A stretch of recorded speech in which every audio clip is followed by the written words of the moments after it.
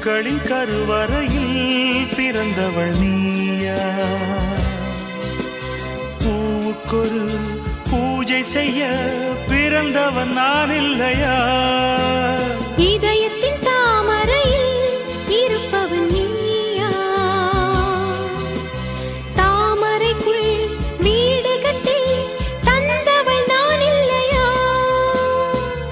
ஓடோடி வந்ததால் உள்மூச்சு வாங்குது. உன் மூச்சில் அல்லவா என் மூச்சும் உள்ளது. ஒன்றானது ஒரு காதல் தேவதை பூமியில் வந்தாள். ஒரு காதல் காவியம் கையோடு தந்தாள்.